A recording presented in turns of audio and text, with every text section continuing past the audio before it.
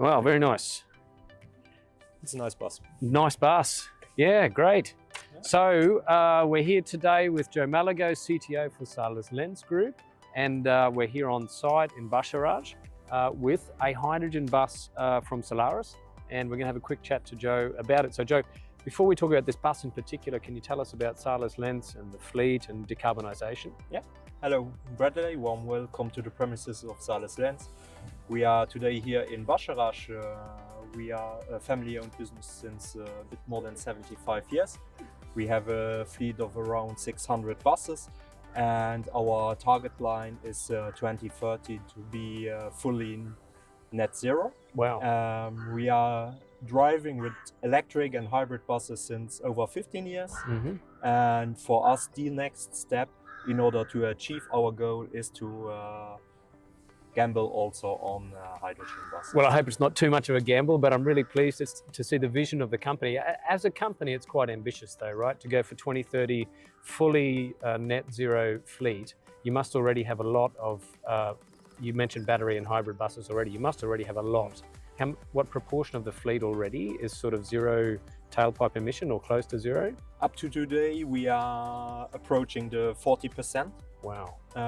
It's a high stakes change on a balance sheet level, but also on the technical know-how level. So with upskilling of the employees, with seeking for new technology solutions on the premises, as you see here everywhere, charging infrastructure for the electric buses. Yeah, all over, yeah. The traditional gas station will be removed in the future, and why not maybe having once an electrolyzer by our own? Yeah, very good. So that leads us on to Lux High Val. So, you know, we are part of the Luxembourg Hydrogen Valley project together. Very pleased to have Sales-Lentz as one of our key off-takers on the mobility side. And for that, of course, you're going to procure a small fleet of hydrogen buses. And you've got one bus here on trial at the moment from a European manufacturer. Can you tell us a bit about this particular bus that you're testing at the moment? Definitely. So now we are in the end phase with different potential suppliers, and we are running now a long-term trial of 1 month where the technicians will test it on different scenarios with different loads. We are testing in this case a 12-meter bus due to technical reasons with the existing station. As everyone knows, hydrogen technology is evolving rapidly. Yep, very good. Bus charging time is increasing permanently. We are up to 120 liters per second right now, and first station in Luxembourg can't load as fast enough, so 18 meters buses can't be tested. Right. Okay, so by that you mean the hydrogen refueling station at Bettembourg, which is being operated by Total Energies and this Teal company. But of course we are launching the Lux High Val infrastructure here in Luxembourg, and that will be designed and ready for the buses that you're planning to bring into the fleet. So we're very fortunate. We're going to go inside this bus and have a look at the features of it. But can you just give us a quick description? This, by the way, is a hydrogen fuel cell bus, right? So for our people that are watching the video, can you just tell them technically a little bit about this bus? So technically, it doesn't change a lot from a regular bus. The bus driver still has from a regular electric bus, right? Traditional bus, the driver has his wheel, he has his indicator how full it is. But the difference is you don't have the heavy weights from the batteries. Yeah. So you have it. So it's a different driving experience, even that big weight reduction, because you don't have a 1-ton electric battery. Yeah.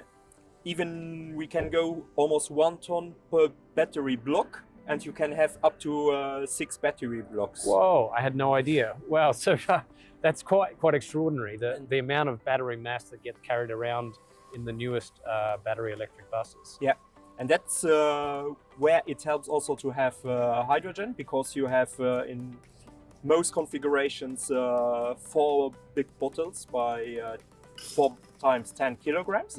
So weight balancing is completely a different thing. Okay. The driving behavior is much better for the customer experience because the amortization works better due to this. So technically or practically it is the same.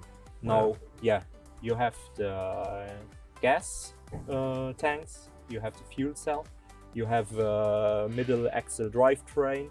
So that's very nice. Yeah, and I mean, you haven't been able to take any passengers in this yet, but you've had your drivers in there.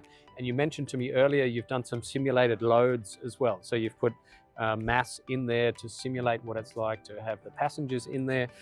What about the particular role for hydrogen buses in the fleet? So, you know, people that look at hydrogen buses and discuss it sometimes say, well, we have good technical options with battery buses. But where do you see the particular role for hydrogen buses in the Sales-Lentz fleet?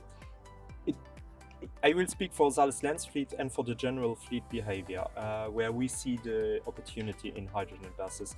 It will be first, you can drive lines where you need to drive with a higher speed. Okay. You know it from electric vehicles, you drive fast, you go quickly empty. Yeah. So with a hydrogen bus, it's not an issue because you can refill it. Like in the Luxembourg, the plant we intend, we can do it in less than 15 minutes. Yeah. So it's kind of refueling a regular diesel bus. So there we believe that's one of the reasons. Then the other one will be the behavior when you have a tricky landscape, like we have it with the Ardennes in Luxembourg. The consumption of hydrogen bus, it's also in favor of. Now comes the chicken and egg question, where we have these stations. Yeah. So we're planning, obviously, so we are standing here in the southwest of Luxembourg for our international viewers from all around the world. And actually, only a short walking distance from here is the foreseen location for our Luxembourg infrastructure.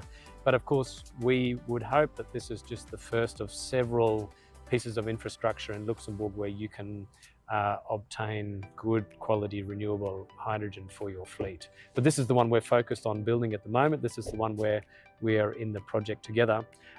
Finally, what's the long-term vision for hydrogen buses with Sales-Lentz? So you'll get 10 or 15, I guess, as part of this initial tranche with the Luxembourg. But what's the vision of the company? We expect to have around 10% of our fleet with hydrogen buses, so we are speaking about 60. Wow. Okay. It comes also, one of the tricky points is the grid availability. Yeah. So we see locations where even we would like to increase the electric network, it won't be feasible, or not for a very long time, right? Not in the time frame 2030. So yeah. We need to find solutions because we have customers over there to satisfy, and in order to respect our obligations, we go maybe there with hydrogen buses. Super. And one very last thing, because you talked about training and the fact that at least from the driver perspective, not a lot changes. But from the maintenance perspective, there are a few changes, right? So as part of the Luxembourg project, it is foreseen some funding will support the company to make some modifications in the workshop and also to assist with upskilling of your engineers to be able to provide the maintenance for hydrogen buses like this. Can you just speak briefly about what that is? What's required? Definitely. So first of all, we need to change hardware. We have to modify our workshops in order to comply with the obligations to work with hydrogen, with the gas in particular. We need to cope up that experience. We need to upskill to work on high pressure cylinder. We need to work with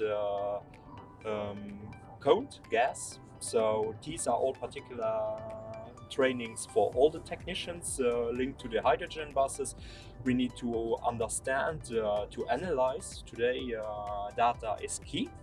So we have our expectations which amount of hydrogen will be used per kilometer, but that needs to be followed up, that needs to be interpreted, that needs to be understood. So there are a lot of changes coming, hard and soft changes. Joe, you keep mentioning such fascinating topics. You touched there on data and the amount of data that you get from these buses, but I'm sure most of our viewers are unaware of how much data you're collecting every second, every minute, every day from all of your fleet. So can you just give a snapshot, because you know where all of your buses are, what their consumption is, like everything instantly, right? So can you just tell everyone what it's like for a modern company like Sales-Lentz operating here in Luxembourg right now? On a brief, over 15 gigabytes per bus per day. Wow.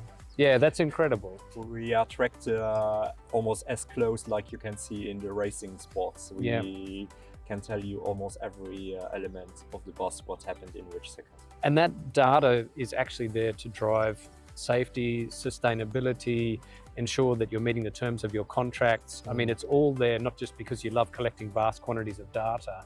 It's actually really being used to inform decisions, training, I guess, driver behavior, everything in the company driven by really, really robust data. And that will be exactly the same with these hydrogen buses as well. Yeah, we really try to take care on our environment in Sales-Lentz, and economic driving is a key factor because it can make the difference if you consume X liter of diesel more or consume that energy, and energy will be the rarest, one of the rarest elements in the future.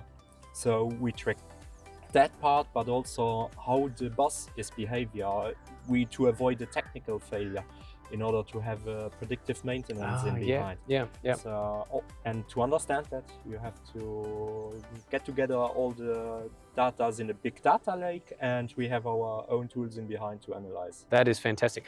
And one last thing, so for the followers of our project, our Luxembourg project, there's a second mobility operator, which is TIS.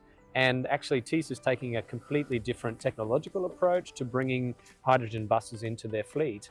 But what I find really positive is the exchange. So you've already told me that TIS, their several senior staff from TIS will come here to look at this bus, and you will openly share all of the performance data for this kind of bus, even though that's not what they are, the technology they're planning to bring in. And I guess they will do likewise. And that's one of the great outputs from our project, that, you know, where we can share the experience from the passengers, from the project, from the companies that operate them, to completely different technologies of hydrogen buses. And I see that as a wonderfully positive thing. It is a general positive thing in that sector, that you speak a lot with your colleagues from different companies to share experience. I had the chance to work a lot with TIS during the creation of our work package and deliverables. And today, still, we try to meet us 3-4 times a year to speak about what's going on, what they have been testing, which kind of equipments they needed for the workshop in order to make progress quicker.